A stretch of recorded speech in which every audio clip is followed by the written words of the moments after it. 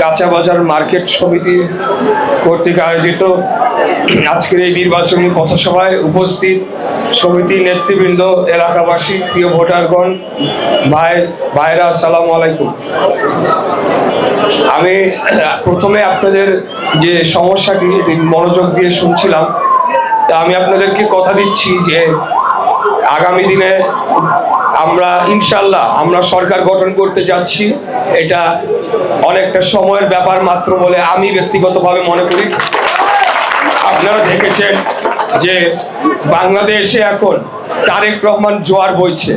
আমাদের নেতা সারা দেশে যেখানেই যাচ্ছেন, উনি সিলেট থেকে শুরু করেছেন নির্বাচনী প্রচারণা, এরপরে সিলেট বিভাগ, চট্টগ্রাম বিভাগ, ময়মনসিংহ বিভাগ, উত্তরবঙ্গ, এখন তিনি আজকে খুলনা এবং যশোর, খুলনা বিভাগে খুলনা এবং যশোরে করবেন।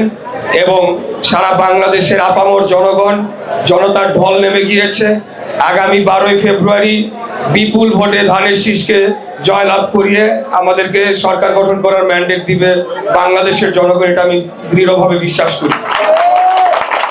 তো আমি যে কথাটি বলছিলাম, আগামী 12ই ফেব্রুয়ারির পর আমরা আপনাদের এই মার্কেট সমিতির যে দাবিগুলা, সেগুলো আমরা লিখিতভাবে আপনাদের থেকে নিব এবং বিদ্যমান আইন অনুযায়ী এবং বিগত দিনে যারা এখানকার মার্কেটের অরিজিনাল মালিক ছিলেন তাদেরকে আমরা তারা যাতে কোনোভাবেই বঞ্চিত না হয়, তাদের ন্যায্য অধিকার যাতে তারা ফেরত পান, সেই বিষয়টা নিশ্চিত করার জন্য আমার জায়গা থেকে আমি সর্বোচ্চ চেষ্টা করে যাব ইনশাল্লাহ, এবং সেটা আপনাদেরকে সাথে নিয়ে করেও ছাড়বো, এই কথা দিচ্ছি।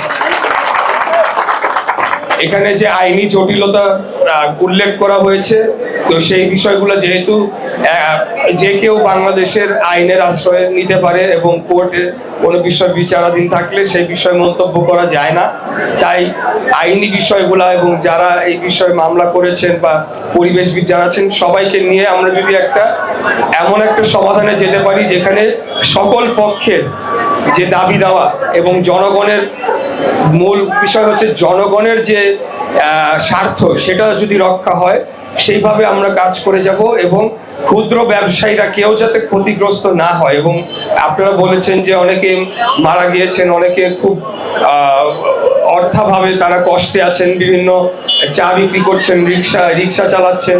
তো এই বিষয়গুলো আমি আমার মাথায় নিলাম। আমি আগামী দিনে এগুলা সমাধান করার জন্য সর্বাত্মকভাবে চেষ্টা করব। আমাদের এখানে থানা বিএনপির নেতৃবৃন্দ আছেন, এই ওয়ার্ড বিএনপি নেতৃবৃন্দ আছেন, তাদেরকে সাথে নিয়ে এই সমাধানটা সুন্দরভাবে করে দেব। তো আপনারা ভালো থাকবেন, আর বক্তব্য দেওয়ার কিছু নাই। ইনশাল্লাহ আগামী 12ই ফেব্রুয়ারির পর আবারও আপনাদের সাথে মত বিনিময় সভা আমরা করে এই বিষয়টা সমাধানের জন্য আমরা উদ্যোগ নিব। খোদা হাফেজ। বাংলাদেশ জিন্দাবাদ। আমাদের জাতীয়